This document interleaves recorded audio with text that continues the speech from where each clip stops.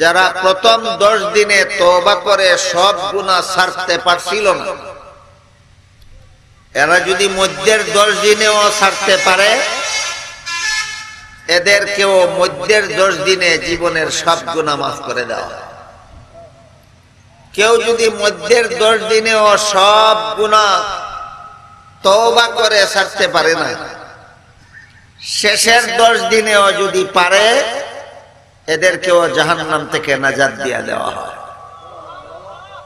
তাহলে রমজানের প্রথম 10 দিন রহমত নাজিল হওয়া তওবা করে গুনাহ ছেড়ে দেওয়ার উপর নির্ভরশীল। রমজানের মধ্যের 10 দিনে গুনাহ মাফ হওয়া তওবা করে গুনাহ ছেড়ে দেওয়ার উপর নির্ভরশীল।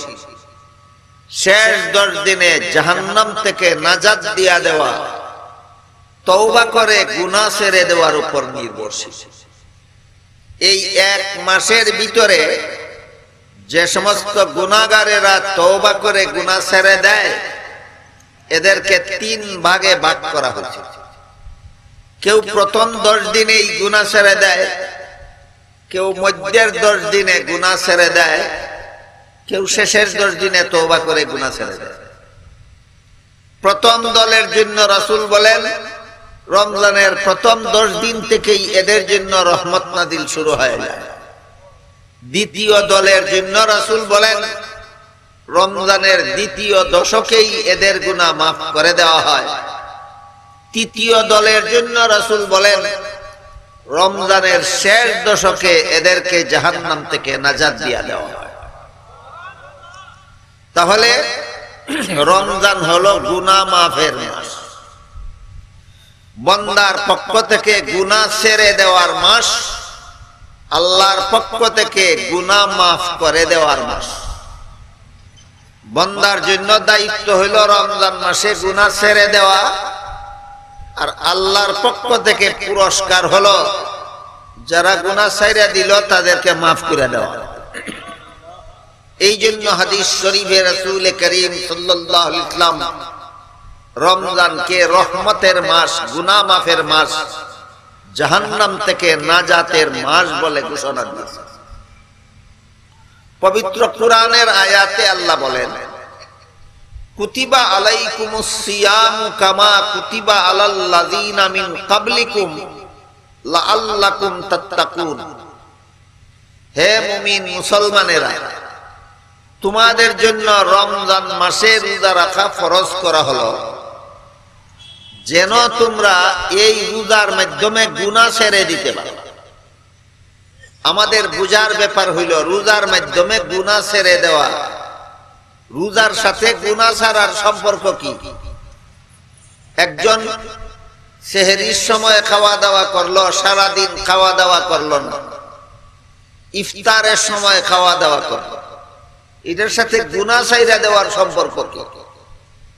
আয়াতের তাফসীরে লেখা আছে, যেই লোক আল্লাহর হুকুম পালনের জন্য ঘরের হালাল খানা ঘরে রেখেও না খাইয়া থাকতে পারে, যেই লোক আল্লাহর হুকুম পালনের জন্য ঘরে হালাল বিবি থাকা সত্ত্বেও তার কাছে না গিয়া থাকতে পারে, এই লোকের জন্য সকল হারাম কাজ ছেড়ে দেওয়া সহজ হয়ে যায়।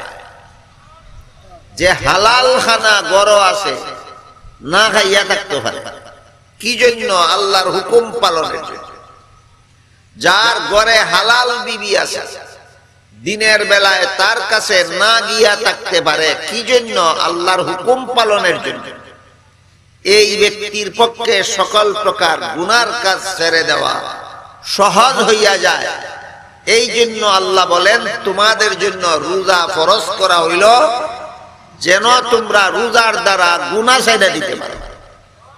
গুনাহমুক্ত জীবন যাপনের অভ্যাস গড়ার প্রশিক্ষণের মাস হইল রমজান মাস। রমজান মাসের প্রথম দশকে যদি গুনাহ ছেড়ে দিতে পারি, প্রথম দশক থেকেই আমার জন্য রহমত নাজিল হয়ে যায়। মধ্যের দশকে যদি সকল প্রকার গুনার অভ্যাস তওবা করে ছেড়ে দিতে পারি, প্রথম মধ্যের দশকেই আমার সারা জীবনের গুনাহ মাফ হয়ে যায়। শেষ দশকেও যদি গুনার অভ্যাস ছেড়ে দিতে পারি, তাহলে শেষ দশকেও জাহান্নাম থেকে আমার নাজাতের ঘোষণা হয়ে যায়। কাজেই রমজান মাসটা হইল গুনাহ থেকে মুক্ত হওয়ার মাস, গুনাহ ছেড়ে দেওয়ার মাস, গুনাহ থেকে পবিত্র হওয়ার মাস হইল রমজান মাস। এই শর্তটা যারা পালন করে তাদের জন্য রমজান মাস রহমতের। গুনার অভ্যাস ছেড়ে দেওয়ার শর্ত যারা পালন করে তাদের জন্য রমজান মাস মাগফিরাতের। গুনাহ ছেড়ে দেওয়ার শর্ত যারা পালন করে তাদের জন্য রমজান মাস জাহান্নাম থেকে নাজাতের মাস। এই কারণেই এক হাদিসে উল্লেখ আছে, রাসূল করিম সাল্লাল্লাহু আলাইহি ওয়াসাল্লাম বলেন, যেই ব্যক্তি রোজাও রাখে, মানুষের গীবত করে, নিন্দাও করে, এটারে বাংলায় কয় পরনিন্দা, আল্লাহর ভাষায় কয় গীবত। রাসূল বলেন, যেই ব্যক্তি রোজাও রাখে, গীবত করে, তার রোজা রাখার ফলাফল বুক পিয়াসের কষ্ট সহ্য করা ছাড়া আর কোনো ফলাফল নাই। সারাদিন রোজা রাখলো, পেটের বুকের কষ্ট সহ্য করলো, সারাদিন রোজা রাখলো, পানির পিয়াসের কষ্ট সহ্য করলো, আর এর ভিতর দিয়া মানুষের গীবত কইল, পরনিন্দাও করলো। কাজেই এই লোক উপবাস রইল কিন্তু গুনাহ ছাড়ল না। এই কারণে রাসূল বলেন, তার রোজার ফলাফল বুক পিয়াসের কষ্ট সহ্য করা ছাড়া কোনো ফলাফল নাই। এই হাদিসের মাধ্যমে আল্লাহর রাসূল পরিষ্কার ভাবে শিক্ষা দিলেন, রোজার উসিলায় যদি গুনাহ ছেড়ে দিতে পারি তাইলে রমজান আমার জন্য রহমতের মাস। রোজার উসিলায় যদি সকল প্রকার গুনার অভ্যাস ছেড়ে দিতে পারি তাহলে রমজান আমার জন্য গুনাহ মাফের মাস।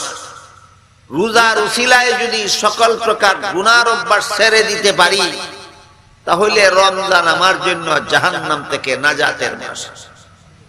কাজেই রমজানের যত ফজিলত হাসিল করার একমাত্র ব্যবস্থা হইল গুনার অভ্যাস ছেড়ে দেওয়া। আর যত রকমের গুনাহ মানুষ 11 মাস করে, এই সমস্ত গুনার দ্বারা এত ক্ষতি হয় না। মানুষের গীবত কইলে, পরনিন্দা করলে, মানুষকে হিংসা করলে নিজের যত ক্ষতি হয়। কিভাবে ক্ষতি হয় বিষয়টা বোঝার জন্য তাফসীরের কিতাবে এক আল্লাহওয়ালা বুজুর্গের একটা ঘটনা লেখা আছে, আপনাদেরকে শুনাই। আল্লাহওয়ালা বুজুর্গের নাম ছিল ইমাম সুফিয়ান সৌরি রাহমাতুল্লাহ আলাইহি। বহুত বড় পৃথিবী বিখ্যাত বুজুর্গ ছিলেন, আল্লাহওয়ালা ছিলেন সুফিয়ান সৌরি রাহমাতুল্লাহ আলাইহি। তিনি তার খাদিমকে একদিন বললেন, এই কিছু টাকা পয়সা ধন দৌলত তোমার কাছে দিলাম, অমুক লোকের কাছে নিয়ে দাও, আমার পক্ষ থেকে পুরস্কার।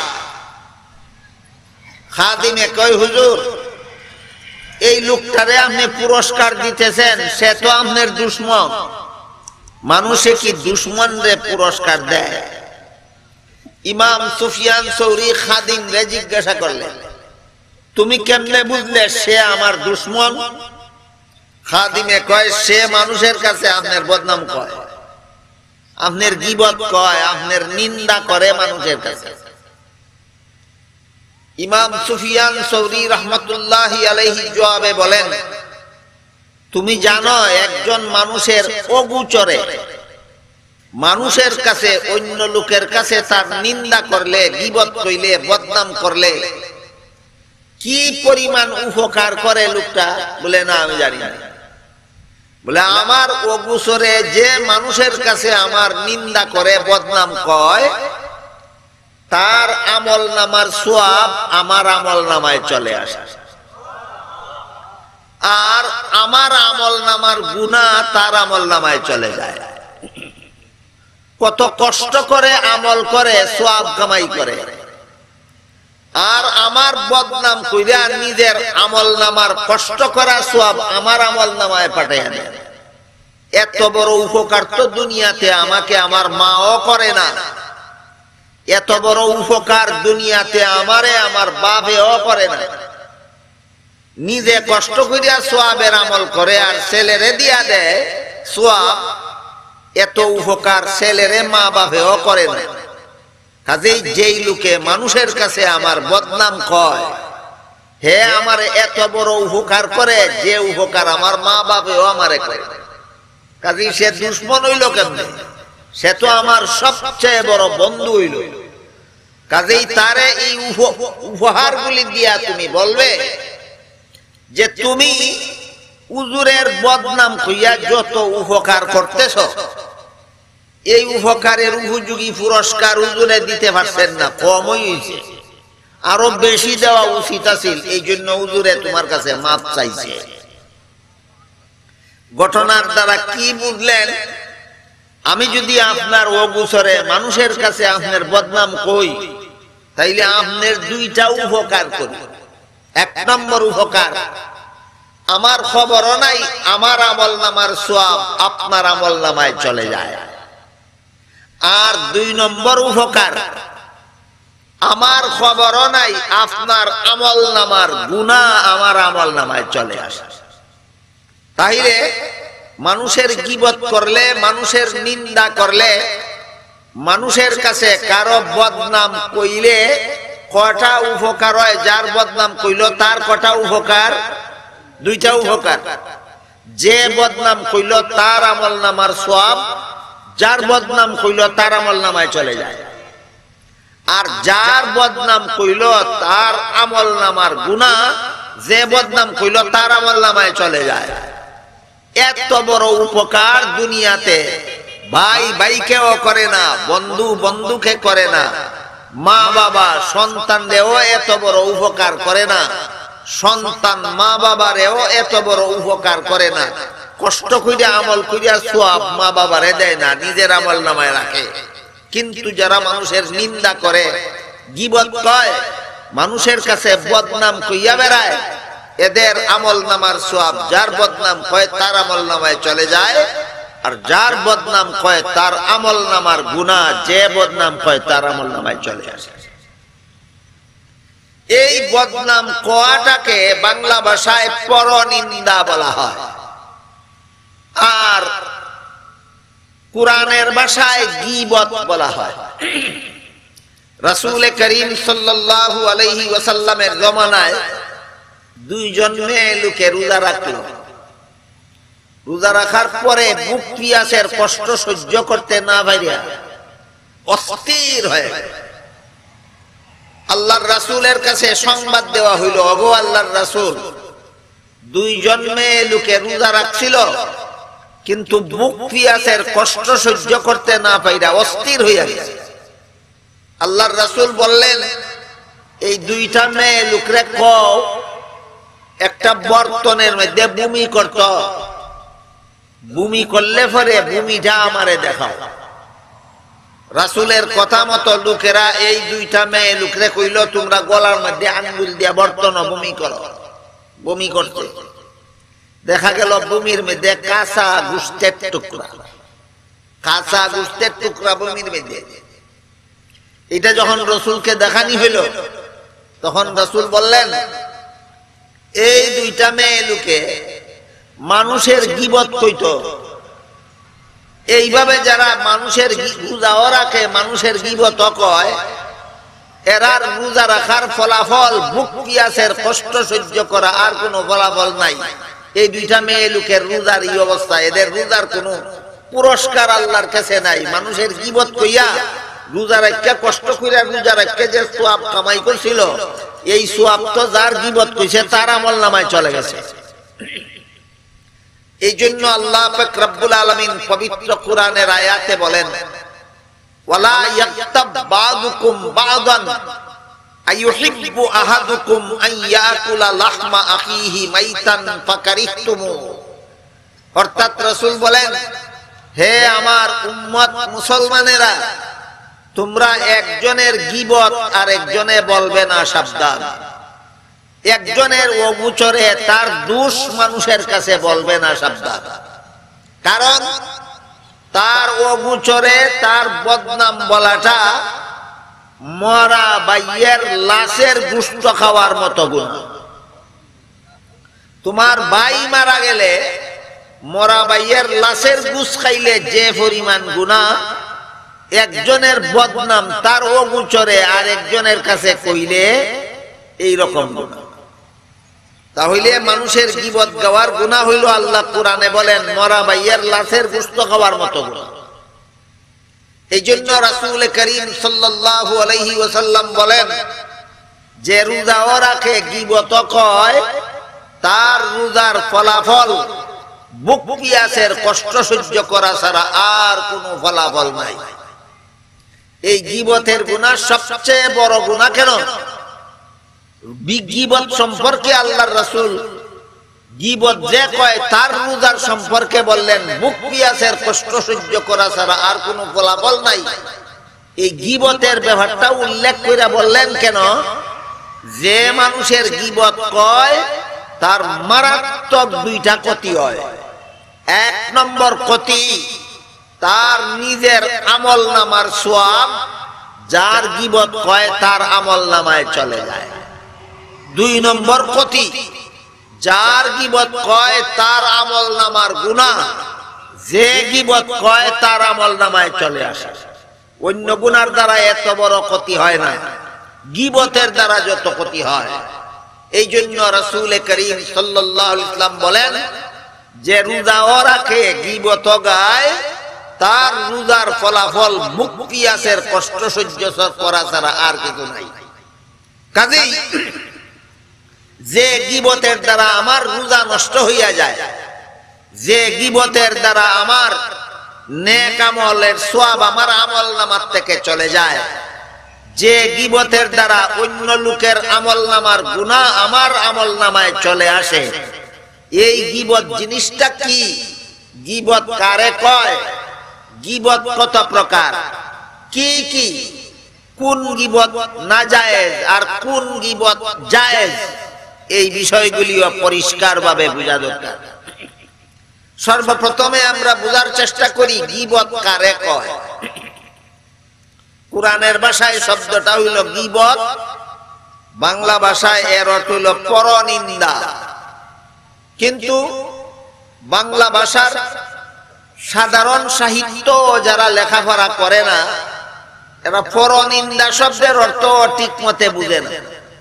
এই কারণে আমরা খুব সহজ সরল ভাবে বোঝার চেষ্টা করি গীবত বা পরনিন্দা কারে কয়।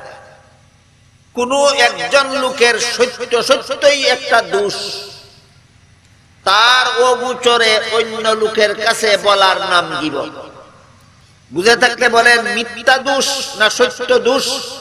হ্যাঁ, সত্যই। একটা লোকের দোষ আছে ঠিকই, কিন্তু তার সামনে না কইয়া তার অগোচরে অন্য লোকের কাছে বলার নাম গীবত। আর যদি দোষ নাই বানাইয়া কয়, এটার নাম গীবত না, এটার নাম তুহমত, অপবাদ। আপনারা কি মনে করেন কোনটা বেশি জঘন্য? হ্যাঁ, অপবাদটা বেশি জঘন্য। অপবাদের মধ্যে দুই দোষ, একটা হইল মিথ্যা কইছ আর একটা হইল তার অগোচরে কইছ। আর গীবতের এক দোষ, মিথ্যা কইছি না, যা কইছি সত্যই কইছি, কিন্তু তার সামনে না কইয়া তার অগোচরে কইছি। তাহলে গীবত বড় গুনাহ না তুহমত বড় গুনাহ? তুহমত বড় গুনাহ। আজকের জন্য তুহমতের আলোচনা মুলতবি রইল। আজকে আমরা গীবতের গুনাহটা বোঝার চেষ্টা করি। একজনের সত্য দোষ তার অগোচরে আরেকজনের কাছে বলার নাম গীবত। এটা 4 প্রকার। কত প্রকার? গীবত 4 প্রকার। কারণ গীবতের মধ্যে 3টা পক্ষ থাকে। যে গীবত কইল, যার কাছে কইল, যার বিরুদ্ধে কইল, কটা ভাগ কইল? দেখেন বুঝেন কিনা কথা। একটা গীবতের মধ্যে তিনটা পক্ষ থাকে। প্রথম পক্ষ হইল যে গীবত কইল, দ্বিতীয় পক্ষ হইল যার কাছে কইল, তৃতীয় পক্ষ হইল যার বিরুদ্ধে কইল। কটা পক্ষ? তিনটা পক্ষ। এই তিন পক্ষের কোন সংশোধনের জন্য, উপকারের জন্য যদি গীবত কয়, আর যে জায়গা কইলে সংশোধনের সম্ভাবনা আছে ওই জায়গা যদি কয়, তাইলে এই তিন প্রকার গীবত জায়েজ। উদাহরণ দিলে বুঝবেন সহজ। এক লোকে আদালতে গিয়া মামলা করলো আর এক লোকের বিরুদ্ধে। মামলার মধ্যে উল্লেখ করলো, আমার পাশের বাড়ির লোক সে আমার বাড়ির ভিতরের ৫ জায়গা জুড়ে দখল করে নিয়ে গেছে, মহামান্য আদালতের কাছে বিচার চায়। গুণ কইল না দোষ কইল? দোষ। যে ৫ জায়গা দখল করে নিয়ে গেছে, গুণ করছে না দোষ করছে? দোষ করছে। আদালতে গিয়া যে কইল, যে দোষ করছে তার সামনে কইল না ও গুচরে কইল? এই সময় সামনে আছিল না, ও গুচরে কইল। যার দোষ কইল তার ও গুচরে কইল। কিন্তু কেন কইল?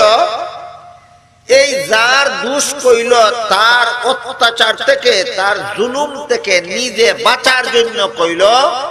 যেখানে কইলে বাঁচন যায় সেইখানে কইল। এটা জায়েজ, এটা জায়েজ। এই গীবত জায়েজ। এই গীবত যদি জায়েজ না হইতো, তাহলে দুনিয়ার জীবনে কোনো মানুষ কারো বিরুদ্ধে কারো কাছে বিচার দেওয়া জায়েজ হইতো না। যার কাছে বিচার দিতে যান, যার বিরুদ্ধে বিচার দিলেন, তার অগোচরে তার দোষ কইলেন। কিন্তু যেহেতু তার জুলুম থেকে, তার অত্যাচার থেকে আপনি রক্ষা পাওয়ার জন্য কইলেন, এবং যার কাছে বিচারের ক্ষমতা আছে তার কাছেই কইলেন, এই জন্য আপনার এই ১ নম্বর গীবত জায়েজ। আমি বাঁচার জন্য, জালিমের জুলুম থেকে বাঁচার জন্য গীবত কইছি, জায়েজ। ২ নম্বর, নিজে বাঁচার জন্য নয়, যার গীবত কইছে তারে সংশোধন করার জন্য কইছে। যেমন একটা ছেলে রাস্তাত আপনার সাথে বেয়াদবি করছে, আপনি তারে কিছু না কইয়া তার বাড়ি গিয়া তার বাপের কাছে কইলেন, তোমার ছেলে আমার সাথে রাস্তাত বেয়াদবি করছে। দোষ কইলেন কিনা? ছেলের সামনে কইলেন না ও গুচরে? ও গুচরে। কেন কইলেন? যে দোষ করছে তারে সংশোধন করার জন্য কইলেন, এবং সংশোধন করার ক্ষমতা যারা তো আছে তার কাছেই কইলেন। এটাও জায়েজ, এটাও জায়েজ। নিজে তার জুলুম থেকে বাঁচার জন্য না তাকে সংশোধন করার জন্য? এই ২ নম্বর গীবত, এটাও জায়েজ। ৩ নম্বর, একটা লোকের বদ অভ্যাস আছে, মানুষের কাছ থেকে হাওলাত নেয়, টাকা দিয়া দিব কইয়া পরে আর দেয়। এরকম অভ্যাস কিছু মানুষের থাকে। এরারে আঞ্চলিক ভাষায় কয় শেষরা। এইরকম একটা লোকে গিয়া আপনার বন্ধুর কাছে বলতেছে যে ভাই আমারে 500 টাকা দাও ট্যাক্সি, কালকে তোমারে দিয়া দিব। আপনি জানেন এ নিলে দেয় না। তখন আপনি গিয়া কইলেন, তোমরা 2 জনের আলাপ পরে করো, ওনার সাথে আমার একটা জরুরি কথা আগে কইয়া যাইয়া। আপনার বন্ধুরে ডাকিয়ে নিয়ে কানে কানে কইলেন, হে নিলে কইলাম দেয় না কোনোদিন, দেশতে বুঝা দিস। এটা তো একটা গীবত। এটা কেন কইলেন? যার কাছে গীবত কইলেন তারে, যার গীবত কইলেন তার দুষ্টামি থেকে বাঁচাইবার জন্য। এটাও জায়েজ, এটাও জায়েজ। তাহলে 3 প্রকারের গীবত জায়েজ। যে গীবত কইল সে যার গীবত কইল তার জুলুম থেকে বাঁচার জন্য এমন লোকের কাছে কইল যে তারে জুলুম থেকে ফিরানির ক্ষমতা রাখে। 2 নম্বর, যার গীবত কইল তারে সংশোধন করার জন্য এমন জায়গা কইল যে তারে সংশোধন করার ক্ষমতা রাখে। 3 নম্বর, যার কাছে গীবত কইল তারে, যার গীবত কইল তার দুষ্টামির থেকে বাঁচাবার জন্য। এই 3 প্রকার গীবত জায়েজ।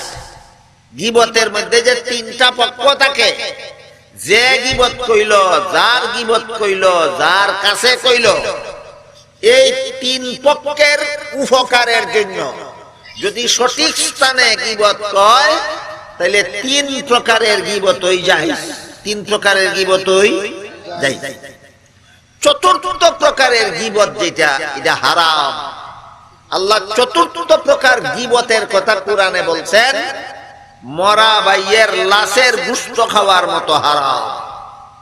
যেমন ভাবে নিজের মরা ভাইয়ের গোশত খাওয়া হারাম, মরা ভাইয়ের লাশের গোশত খাওয়া হারাম, তেমনি ভাবে চতুর্থ প্রকার গীবত বলাও হারাম। চতুর্থ প্রকার গীবত কোনটা? যে কইল সে নিজে বাঁচার জন্য নয়, যার গীবত কইল তারে সংশোধন করার জন্য নয়, যার কাছে কইল তাকে দুষ্টামি থেকে রক্ষা করার জন্য নয়, শুধুমাত্র মানুষটাকে সমাজে বদনামি বানাইবার জন্য। শুধুমাত্র মানুষটাকে সমাজে বদনামি বানাইবার জন্য যে গীবত করা হয়, এটা চতুর্থ প্রকার গীবত। এইটা হইল হারাম।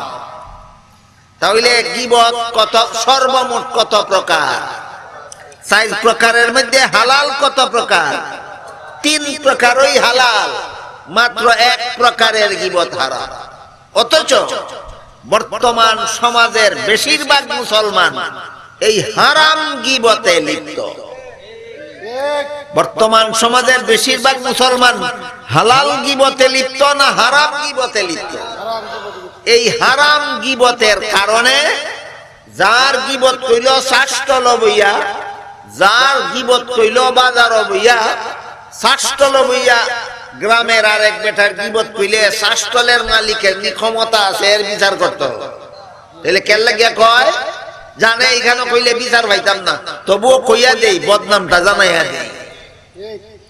এইভাবে যারা গীবত কয়, আল্লাহ পাক রব্বুল আলামিন বলেন এরা মরা ভাইয়ের লাশের গোশত খাওয়ার মতো হারাম কাজ করে। এই রকম গীবত কইছিল 2টা মেয়ে লোকে রোজার কারণে বুক পিয়াস সহ্য করতে না পাইরা অস্থির হইয়া গেছিল।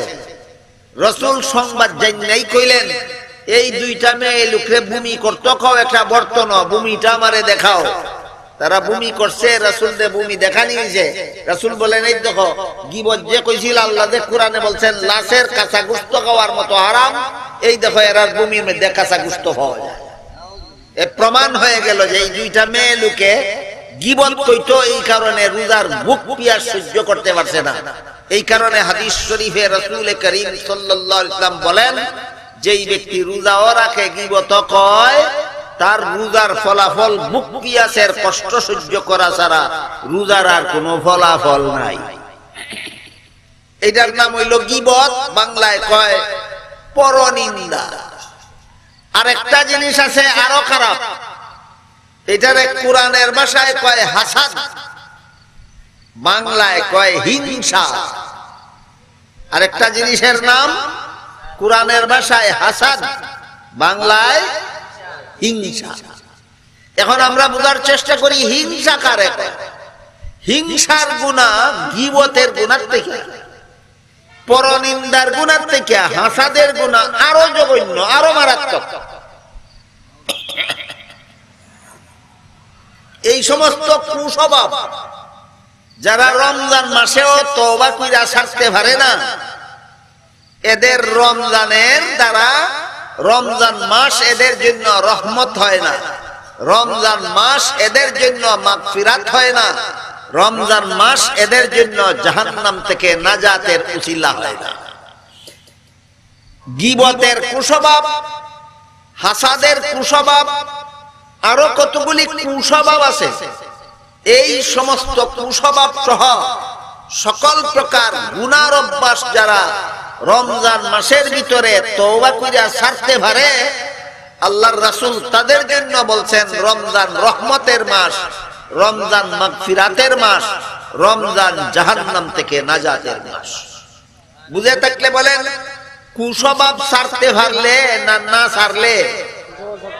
কুস্বভাব ছাড়তে পারলে রমজান আমার জন্য রহমতের মাস, কুস্বভাব ছাড়তে পারলে রমজান আমার জন্য মাগফিরাতের মাস, কুস্বভাব ছাড়তে পারলে রমজান আমার জন্য জাহান্নাম থেকে নাজাতের মাস। যত কুস্বভাব মানুষের মধ্যে সৃষ্টি হয়, এর মধ্যে একটা কুস্বভাবের নাম গীবত, যার আলোচনা এতক্ষণ হইল। আর একটা কুস্বভাবের নাম হাসাদ, হাসাদের বাংলা হিংসা, আর গীবতের বাংলা পরনিন্দা।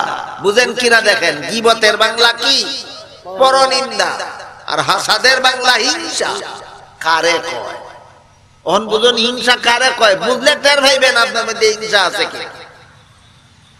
হিংসা কয় অন্য লোকের সুখ শান্তি দেখলে, অন্য লোকের উপকার দেখলে, অন্য লোকের লাভ দেখলে নিজের মন দুঃখ লাগে। এই দুঃখ লাগার নাম হিংসা, এটার নাম হাসাদ, এটার নাম হাসাদ। এই গুনাহটা আল্লাহর কাছে সবচেয়ে বেশি মারাত্মক। আরেকজনের সুখ দেখলে তোমার দুঃখ লাগে কেন? আরেকজনের শান্তি দেখলে তোমার অশান্তি লাগে কেন?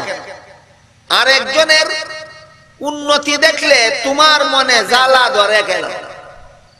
তুমি এই কথা বুঝাইতে চাও যে তারে সুখ তো দিছে কে? তার শান্তি দিছে কে? তার সম্পদ দিছে কে? আল্লাহ। আল্লাহর দেওয়া, তারে আল্লাহ যে সুখ দিল, তারে আল্লাহ যে শান্তি দিল, তারে আল্লাহ যে উন্নতি দিল, তারে আল্লাহ যে ধন সম্পদ দিল, এটা যখন তোমার সহ্য হইছে না, তোমার মনে জ্বালা পুরা করে, তাইলে তুমি এই কথা বুঝাইতে চাইছো যে আল্লাহ অন্যায় করছে। আল্লাহ যদি তারে সুখ দিয়া নিয়ে আয় কইরা থাকে, তোমার জ্বলবে কেন? আল্লাহ যদি তারে শান্তি দিয়া নিয়ে অন্যায় না কইরা থাকে, তোমার অন্তরে জ্বালা পুরা ধরবে কেন? আল্লাহ যদি তারে ধন সম্পদ দিয়া কোনো অপরাধ না কইরা থাকে, তোমার মনে অশান্তি লাগবে কেন? কথা বুঝেন কিনা দেখেন। তাইলে এই হাসাদ যার অন্তরে থাকে, হাসাদ নামের কুস্বভাব যাদের অন্তরে থাকে, হিংসা নামের কুস্বভাব যাদের অন্তরে থাকে, এরা আল্লাহকে অপরাধী সাব্যস্ত করে। কারে অপরাধী সাব্যস্ত করে? স্বয়ং আল্লাহরে অপরাধী সাব্যস্ত করে। গীবত কইয়া তো বন্দারে অপরাধী সাব্যস্ত করে। গীবত কইয়া কারে অপরাধী বানায়? বন্দারে। আর হিংসার দ্বারা আল্লাহরে অপরাধী বানায়। কোনটা বেশি জঘন্য? হিংসাটা। এই পরনিন্দার থেকে আরো জঘন্য। হিংসার দ্বারা আল্লাহরে অপরাধী কেমনে বানায়? অমুকের সুখ হইল তে তোমার জলে কেন? সুখ তো আল্লাহ দিছে, তোমার জলে এর মানে হইল আল্লাহ তারে সুখ দিয়া অবিচার করছে, এই কারণে তোমার জলে। আল্লাহ তারে শান্তি দিলে তোমার জলে কেন? কারণ তুমি বুঝাইতে চাও আল্লাহ তারে শান্তি দিয়া অন্যায় করছে। তারে ধন সম্পদ দিলে তোমার অন্তরে জ্বালা পোড়া করে কেন? তুমি বুঝাইতে চাও যে তারে ধন সম্পদ দিয়ে আল্লাহ অপরাধ করছে। কাজেই পরনিন্দার মধ্যে বন্দারে বানায় দোষী, আর হিংসার মধ্যে স্বয়ং আল্লাহরে বানায় দোষী। এই জন্য গীবতের থেকেও জঘন্যতম হারাম হইল হাসাদ। গীবতের থেকে আরো জঘন্যতম হারাম হইল হাসাদ। এই হাসাদের দ্বারা যে হাসাদ করে, যে হিংসা করে, আগুন যেভাবে লাকড়িকে জ্বালাইয়া ছাই কইরা ফেলায়, তেমনি ভাবে হাসাদ তার আমল নামার সমস্ত সওয়াবরে জ্বালাইয়া ছাই কইরা ফেলায়। হাসাদের কারণে, হিংসার কারণে নিজের আমল নামার সওয়াব জ্বলিয়া ভস্ম হইয়া যায়। তাহলে এই গীবতের মতো কুস্বভাব, হাসাদের মতো কুস্বভাব না সাইরা রোজা রাখলে কি হইব? কোনো ফল নাই। তুমি উপবাস পালনের কষ্ট সহ্য করছো, তুমি পিয়াসা থাকার কষ্ট সহ্য করছো, এছাড়া তোমার রোজার আর কোনো ফল নাই। তোমার জন্য রমজান রহমত নয়, তোমার জন্য রমজান মাগফিরাত নয়, তোমার জন্য রমজান জাহান্নাম থেকে নাজাত নয়। বিষয়টা বোঝার জন্য আরেকটা হাদিসের মর্ম শুনুন। হাদিস শরীফে রাসূল করিম সাল্লাল্লাহু আলাইহি ওয়াসাল্লাম বলেন, জিবরিল ফেরেশতা তিন দল মানুষের জন্য বদদুয়া করছেন। কি বদদুয়া? তুমি অপদস্থ হও, তুমি বেইজ্জত হও, তুমি অপমানিত হও। তিন দল মানুষের জন্য জিবরিল ফেরেশতা বদদুয়া করছেন, আর রাসূল বলেন আমি আমিন কইছি। ফেরেশতাদের মধ্যে সর্বশ্রেষ্ঠ ফেরেশতা হইল জিবরিল, আর মানুষের মধ্যে সর্বশ্রেষ্ঠ মহামানব বলেন মুহাম্মদুর রাসূলুল্লাহ সাল্লাল্লাহু আলাইহি ওয়াসাল্লাম। সর্বশ্রেষ্ঠ ফেরেশতা তিন দল মানুষের জন্য অপমান হওয়ার বদদুয়া করছেন, আর সর্বশ্রেষ্ঠ মানুষ সেই বদদুয়াতে আমিন কইছেন। তিন দল কে কে? তিন দলের মধ্যে এক দল রাসূল বলেন, যারা আমার নাম শুনেও আমার নামে দুরূদ শরীফ পড়ল। রাসূলের নাম শুনলো কিন্তু রাসূলের নামে দুরূদ শরীফ পড়ল না। রাসূল বলেন জিবরিল ফেরেশতা তাদের জন্য বদদুয়া করছেন, আমি আমিন কইছি। এই জন্য দুরূদ শরীফের শরীয়ত সম্মত বিধানগুলি সমস্ত মুসলমানের জানা থাকা দরকার। মুসলমানের দুরূদ শরীফের বিধান না জানার কারণে সাধারণ মুসলমানের মধ্যে কতজনে জানেন আমার জানা নাই, আল্লাহই ভালো জানেন। আমার তো মনে হয় যেমন তেমন আলিমও কোনো কোনো আলিমেরও জানা নাই। না জানার কারণে পরিস্থিতি কি দাঁড়াইছে, যেখানে দুরূদ শরীফ পড়ার কথা না এখানে পড়ে, আর যেখানে পড়ার কথা এখানে পড়ে না। এই কারণে যেহেতু রাসূল বলছেন আমার নাম শুনে দুরূদ শরীফ না পড়লে জিবরিল ফেরেশতা বদদুয়া করছেন, আমি আমিন কইছি, কাজেই দুরূদ শরীফ পড়ার বিধান সমস্ত মুসলমানের জানা থাকা দরকার। দুরূদ শরীফের বিধান সর্বমোট 4 প্রকার। এক প্রকার দুরূদ শরীফ পড়া ফরজ, এক প্রকার দুরূদ শরীফ পড়া ওয়াজিব, এক প্রকার দুরূদ শরীফ পড়া সুন্নত, এক প্রকার দুরূদ শরীফ পড়া মুস্তাহাব। ফরজ, ওয়াজিব, সুন্নত, মুস্তাহাব বুঝে থাকলে বলেন দুরূদ শরীফ কত প্রকার? 1 নম্বর ফরজ, 2 নম্বর ওয়াজিব, 3 নম্বর সুন্নত, 4 নম্বর মুস্তাহাব। এবার আমরা বোঝার চেষ্টা করি ফরজ কোনটা, ওয়াজিব কোনটা, সুন্নত কোনটা, মুস্তাহাব কোনটা। প্রত্যেক মুসলমানের জীবনে একবার দুরূদ শরীফ পড়া ফরজ। কেউ যদি জীবনে একবারও দুরূদ শরীফ পড়ে না, ফরজ লঙ্ঘনের গুনাহগার হইয়া আল্লাহর দরবারে হাজির হতে হবে। তাহলে ফরজ দুরূদ শরীফ প্রত্যেক মুসলমানের জীবনে একবার। এবার বুঝার চেষ্টা করি ওয়াজিব দুরূদ শরীফ কোনটা। কেউ যদি অবসর থাকে, অবসর আর অবসর থাকা অবস্থায় যদি নবীর নাম শুনে, তাহলে যতবার নবীর নাম শুনবে ততবারই দুরূদ শরীফ পড়া ওয়াজিব। কোন কাজে ব্যস্ত থাকা অবস্থায় না অবসর থাকা অবস্থায়? অবসর থাকা অবস্থায়। কুরআন তেলাওয়াত করতেছে এই ব্যক্তির জন্য নয়, তাসবিহ পড়তেছে সেই ব্যক্তির জন্য নয়, ওয়াজিফা পড়তেছে সেই ব্যক্তির জন্য নয়, ওয়াজ করতেছে তার জন্য নয়, ওয়াজ শুনতেছে তার জন্য নয়, বরং যারা ওয়াজ শুনতে বসছেন তারা আল্লাহ আর আল্লাহর রাসূলের কথা নিয়েই তো ওয়াজ। ওয়াজের শুরু থেকে শেষ পর্যন্ত শুধু আল্লাহর কথা, আল্লাহর রাসূলের কথা। বারবার আল্লাহর নাম উচ্চারণ হবে, বারবার রাসূলের নাম উচ্চারণ হবে। কাজেই যতবার নবীর নাম উচ্চারণ হয় ততবারই যদি দুরূদ শরীফ পড়া লাগে, ওয়াজ শোনার সময় থাকতো না। এই কারণে যারা ওয়াজ শুনতে বসছে, যারা সওয়াব পড়তে বসছে, যারা ক্লাস করতে বসছে এরা বসার পর থেকে উঠার আগ পর্যন্ত যতবারই নবীর নাম উচ্চারণ হোক একবার দুরূদ শরীফ পড়া ওয়াজিব। বুঝে থাকলে বলেন তো, ওয়াজিব হইলে কবার? একবার। বসার পর থেকে উঠার আগ পর্যন্ত 100 বারও যদি নবীর নাম উচ্চারণ হয়, 1000 বারও যদি নবীর নাম উচ্চারণ হয়, যারা ওয়াজ শুনতে বইছে তাদের জন্য কবার দুরূদ শরীফ পড়া ওয়াজিব? একবার। একবারও এই দুরূদ শরীফ ইয়াটা হইল দুরূদ শরীফের আমলটা হইল যার যার, দুরূদ শরীফের আমলটা হইল যার যার। হুজুরে কইলেন মুহাম্মাদুর রাসূলুল্লাহ, এটা দুরূদ শরীফ পড়া আমার উপর ওয়াজিব। আমি বলবো সাল্লাল্লাহু আলাইহি ওয়াসাল্লাম।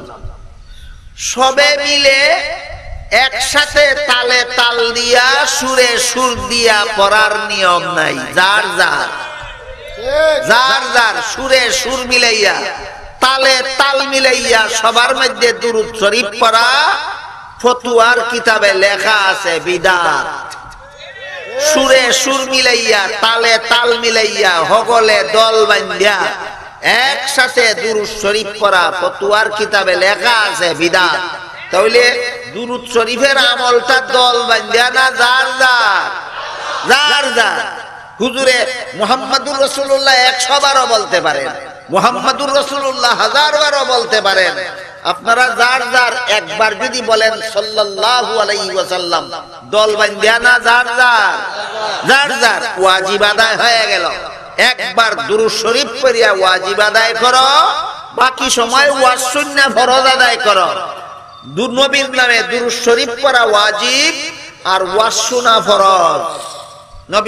নবীর নাম শুনলে দুরূদ শরীফ পড়া ওয়াজিব আর ওয়াজ শোনা ফরজ। এখন যদি ঘন্টার পর ঘন্টা দুরূদ পড়া কাটায় দেন, ফরজ আদায় করবেন কোন দিন?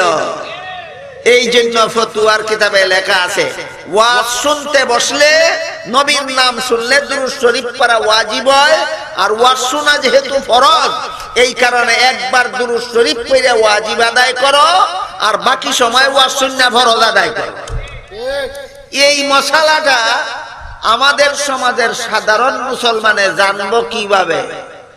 অনেক আলিমেও জানে না, আর জানে না বলেই অনেক আলেমরে ওই পাওয়া যায় ওয়াজুজ বাদ দিয়া সুরে সুর মিলাইয়া তালে তাল দিয়া দল বাঁধিয়া দুরূদ টানা শুরু করে দেয়।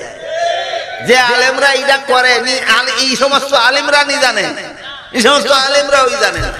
আর দুই একজন আলিমে বিষয়টা জানে যে এইভাবে সুরে সুর মিলাইয়া তালে তাল মিলাইয়া দল বাঁধিয়া দুরূদ শরীফ পড়া ফতুয়ার কিতাবে লেখা আছে বিদআত। অনেক আলিমে জানে কিন্তু ডরাইয়া কয় না, ডরাইয়া কয় না। কেরে কইলে ওই যেমনে কইছে এমনে বদনাম কইতো না, কইব কোন মোল্লা আইছিল কইয়া গেছে দুরূদ শরীফ পড়া বিদআত। কথা ঠিক মতো কইব না বিগড়াইয়া কইব। এই ডরে অনেক আলিমে জান না ও মসলাটা কয় না। কথাটা বুঝলেন কিনা? কাজেই কোন আলিমে যদি কয় না তে আমি অলি ফুরিও আল্লাহর কাছে জবাব দেওয়া লাগবো, কইলা না কেন? আর কেউ কেউ কইয়া দিলে এরার খাতিরে আল্লাহ যারা কইছিল না তারারও মাফ করে দিল। আমি কইলাম যাতে আল্লাহ এর উসিলায় আল্লাহ আমারেও মাফ করে, অন্যান্য আলিমরা যাতে আল্লাহ মাফ করে। গেল দ্বিতীয় প্রকার দুরূদ শরীফ পড়া ওয়াজিব। বুঝে থাকলে বলেন দুরূদ শরীফ সর্বমোট কত প্রকার? 4 প্রকার। জীবনে একবার পড়া ফরজ, অবসর থাকলে যতবার নবীর নাম শুনবে ততবারই দুরূদ শরীফ পড়া ফরজ আরে ওয়াজিব। আর ওয়াজিব হইলে বসার পর থেকে উঠার আগ পর্যন্ত একবার দুরূদ শরীফ পড়া ওয়াজিব। সুরে সুর মিলাইয়া তালে তাল মিলাইয়া দল বাঁধিয়া না যার যার। এইটা মনে রাখতে হবে। একবারও যে ওয়াজিব যে সুরে সুর মিলাইয়া না তালে তাল মিলাইয়া না দল বাঁধিয়া না যার যার। যার যার দুরূদ শরীফ পড়লে আমার দুরূদ শরীফ পড়ার আওয়াজ আপনি নাও শুনতে পারেন, আপনার দুরূদ শরীফ পড়ার আওয়াজ আপনার পাশে যে বুঝেছে নাও শুনতে পারে, কারণ এটা সম্মিলিত আমল না, এটা যার যার আমল। যেই পড়বে না সেই আল্লাহর কাছে জবাব দিতে হবে। গেল দ্বিতীয় প্রকার দুরূদ শরীফ পড়া ওয়াজিব। তৃতীয় প্রকার দুরূদ শরীফ পড়া প্রত্যেক নামাজের শেষে সালাম ফিরানির আগে সুন্নত। কোন দুরূদ শরীফ সুন্নত? নামাজের শেষে, প্রত্যেক নামাজের শেষে সালাম ফিরানির আগে দুরূদ শরীফ পড়া সুন্নত। এই তিন রকমের দুরূদ শরীফ ছাড়া আর যত জায়গায় দুরূদ শরীফ পড়ার নিয়ম আছে সবটাই মুস্তাহাব, সবটাই মুস্তাহাব। যেমন প্রত্যেক দুয়ার শুরুতে এবং শেষে দুরূদ শরীফ পড়ার নিয়ম আছে, মুস্তাহাব। দুয়ার আগেও দুরূদ শরীফ পড়েন, দুয়ার পরেও দুরূদ শরীফ পড়েন, মুস্তাহাব। হাদিস শরীফে আছে যেই ব্যক্তি দুয়ার আগেও দুরূদ শরীফ পড়ে, দুয়ার পরেও দুরূদ শরীফ পড়ে, দুরূদ শরীফের উসিলায় তার দোয়া কবুল হইয়া যায়। তাইলে দুয়ার আগে পরে দুরূদ শরীফ পড়া কি হইল? মুস্তাহাব। দুরূদ শরীফের নিয়ম না জানার কারণে আমাদের সমাজের বেশিরভাগ মুসলমান যেখানে পড়ার কথা ছিল সেখানে পড়ে না, যেখানে পড়ার কথা ছিল না সেখানে পড়ে, যেভাবে পড়ার কথা ছিল সেইভাবে পড়ে না, যেইভাবে পড়ার কথা ছিল না সেইভাবে পড়ে। অথচ আল্লাহর রাসূল বলেন তিন দল মানুষের জন্য জিবরিল ফেরেশতা বদদুয়া করছেন, তুমি বেইজ্জত হও। আর আমি রাসূল আমিন কইছি তিন দলের এক দল, যেই ব্যক্তি আমার নাম শুনিয়া দুরূদ শরীফ পড়ল না। বুঝে থাকলে বলেন তো, নবীর নাম শুনিয়া দুরূদ শরীফ পড়া ওয়াজিব। অবসর থাকলে যতবার নাম শুনবে ততবার, আর ওয়াজ বইলে একবার। এই কথা না জানার কারণে অনেকে ওয়াজের নামে দুরূদ ফিরা রাত কাটায় দেয়, ওয়াজের খবরই থাকে না। ওয়াজের নামে দুরূদ ফিরা রাত কাটায় দেয়, ওয়াজের খবরই থাকে না। কেন? এ জানে না যে ওয়াজ বইলে দুরূদ ফিরা রাত কাটানি ওয়াজিব না, ওয়াজ বইলে ওয়াজ হুন্না রাত কাটানি ফরজ। রাত কাটাওয়ার যত ঘন্টাই কাটাও, ওয়াজ শোনা হইল ফরজ, আর একবার দুরূদ শরীফ পড়া এটা হইল ওয়াজিব। গেল একদল যাদের জন্য জিবরিল ফেরেশতা বদদুয়া করছেন, রাসূল আমিন কইছেন।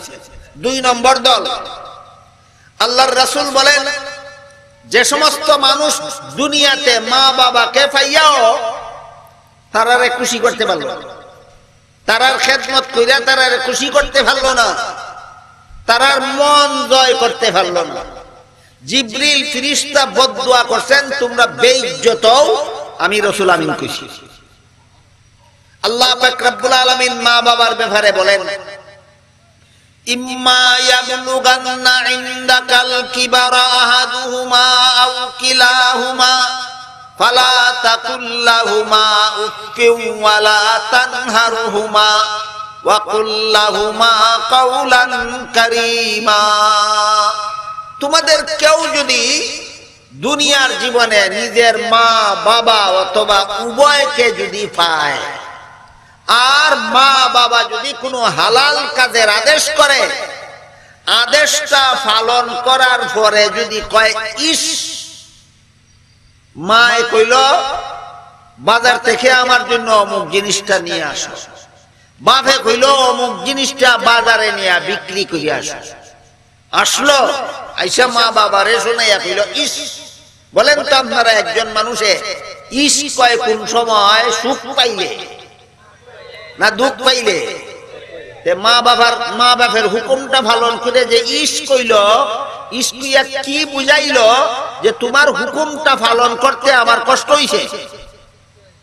আল্লাহ বলেন অসৎ ব্যবহার করছো মা বাবার সাথে, হুকুম লঙ্ঘন কইরা অসৎ ব্যবহার না পালন কইরাও, হুকুম পালন কইরাও অসৎ ব্যবহার করছো। কারণ মা বাপের হুকুম পালন করতে যদি কষ্ট হয়, মা বাবাকে বুঝতে দেওয়া যাবে না। হাসি মুখে মা বাবার হুকুম পালন করলেই মা বাবার সাথে সৎ ব্যবহার হবে। তবে স্মরণ রাখতে হবে, আল্লাহর রাসূল হাদিস শরীফে বলেছেন, লা তাআতা লি মাখলুকিন ফি মাসিয়াতিল খালিক। যার হুকুম মানলে আল্লাহর হুকুম লঙ্ঘন হয়, তার হুকুম মানা যাবে না। মা হইলেও, বাপ হইলেও, পীর হইলেও, উস্তাদ হইলেও, তার হুকুম মানা যাবে না, যার হুকুম মানলে আল্লাহর হুকুম লঙ্ঘন হয়। কাজেই মা বাবার হুকুম যে হাসি মুখে মানতে হবে, আল্লাহর হুকুমের বিরুদ্ধে হইলে না আল্লাহর হুকুমের পক্ষে হইলে, এইটা মনে রাখতে হবে। এই জন্য কইছি, মা বাবা যদি কোনো হালাল কাজের হুকুম করেন আর সন্তানে যদি হুকুমটা পালন কইরা ইস কয়, আল্লাহ বলেন অসৎ ব্যবহার করছো। পালন না কইরা অসৎ ব্যবহার হইছে না, পালন কইরাও যদি অসৎ ব্যবহার হইয়া থাকে, সৎ ব্যবহার কোন সময় হইব? হাসি মুখে যদি পালন করো। মা বাবারে তোমার হুকুম পালন করতে গিয়া তোমার কষ্ট হইছে, এটা যদি বুঝতে না দাও, তাইলে মা বাবার সাথে সৎ ব্যবহার করো। এই জন্য হাদিস শরীফে রাসূল করিম সাল্লাল্লাহু আলাইহি ওয়াসাল্লাম বলেন, রিদার রাব্ব ফি রিদাল ওয়ালিদাইন ওয়া সাখাতুর রাব্ব ফি সাখাতিল ওয়ালিদাইন, আও কামা ক্বালা আলাইহিস সালাতু ওয়াস সালাম। যার মা বাপ খুশি তার আল্লাহও খুশি, যার মা বাপ বেজার তার আল্লাহও তার উপরে বেজার। কথা পরিষ্কার হইল কিনা? এই জন্য আল্লাহর রাসূল বলেন, জিবরিল ফেরেশতা যে দ্বিতীয় দল মানুষের জন্য বদদুয়া করছেন, এরা হইল যারা নিজের আর মা বাপরে খুশি করতে পারল না, নিজের মা বাপরে খুশি করতে পারল না। এক হাদিসে রাসূল বলেন, তোমার মা আর তোমার বাবা তোমার জন্য হয়তো বেহেশতের দুইটা দরজা, না হয় জাহান্নামের দুইটা দরজা। তোমার মা বাবা তোমার জন্য বেহেশতের দরজা কিভাবে খুশি করতে পারলে, জাহান্নামের দরজা কিভাবে বেজার করতে পারলে। মা বাপরে যদি বেজার করতে পারো, জাহান্নামের দরজা খুললা গেল। মা বাপরে যদি খুশি করতে পারো, তোমার জন্য জান্নাতের দরজা খুললা গেল। আরেক হাদিসে উল্লেখ আছে, আল্লাহর রাসূল বলেন, কেউ যদি নিজের মা বাবার প্রতি দয়া মায়ার নজরে একবার চায়, তাইলে একটা কবুল হজের সওয়াব পায়। সাহাবায়ে কেরাম জিজ্ঞাসা করেন, ওগো আল্লাহর রাসূল, মা বাবার প্রতি দয়া মায়ার নজরে একবার চাইলে যদি একটা যেমন তেমন হজের না কবুল হজ, একটা কবুল হজের সওয়াব পাওয়া যায়, তাহলে কেউ যদি নিজের মা বাপের প্রতি 100 বার দয়া মায়ার নজরে চাইতে কি পাওয়া যাইব? রাসূল বলেন, 100 বার চাইলে 100টা কবুল হজের সওয়াব পাওয়া যাইবে।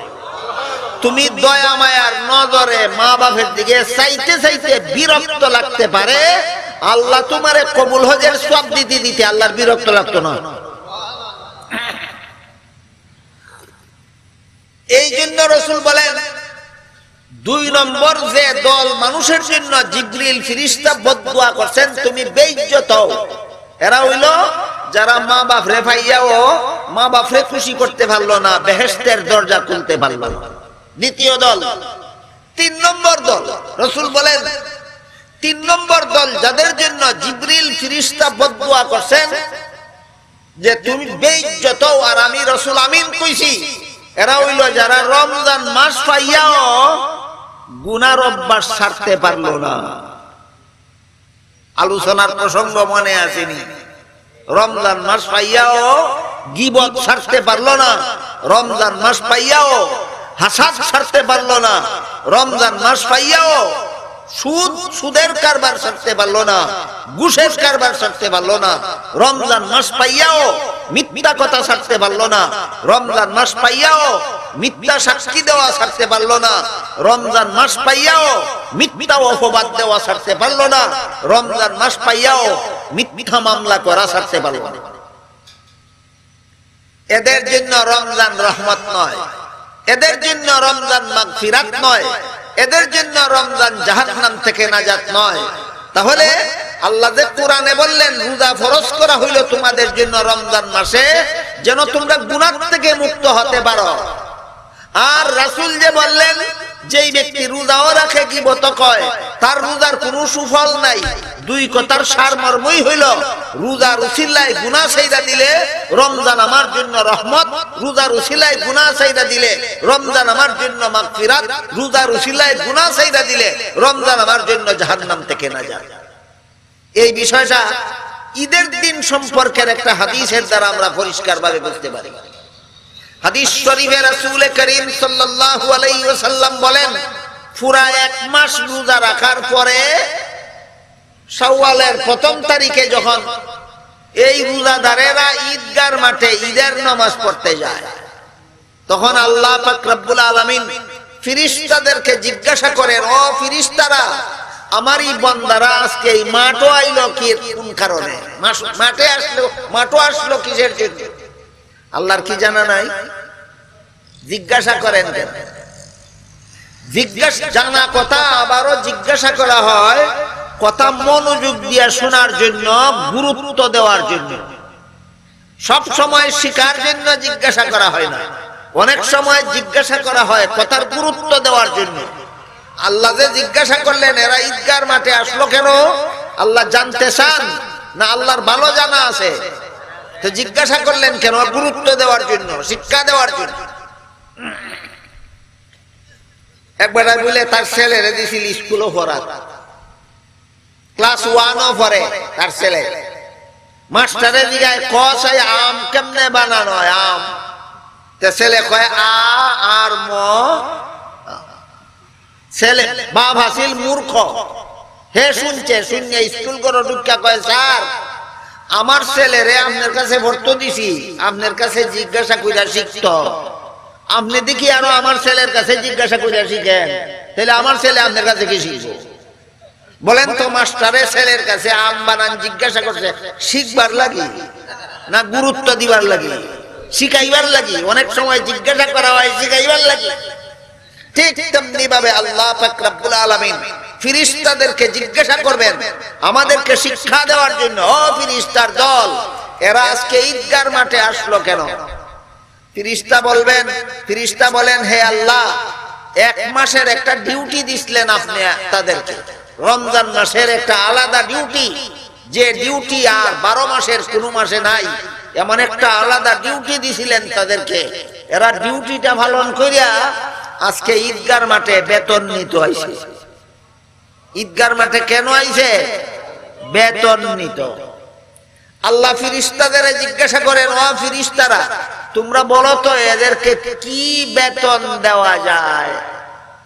আল্লাহর আন্দাজে ধরে না। না আবারও জিজ্ঞাসা করলেন গুরুত্ব দেওয়ার জন্য। হ্যাঁ, আবারও জিজ্ঞাসা করলেন গুরুত্ব দেওয়ার জন্য।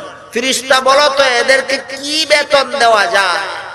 ফেরেশতারা কয়, আল্লাহ আমরা তো মনে করি ডিউটিটা যারা ঠিক মতো পালন করে আইছে এদের বেতনটা পুরাপুরি দেওয়া দরকার, বাকি অংশটা পরে কই?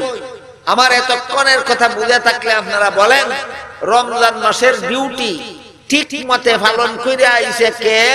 রোজাও রাখছে, গীবতও গাইছে যে। রমজানের ডিউটি ঠিক মতো পালন করে আইছে কে?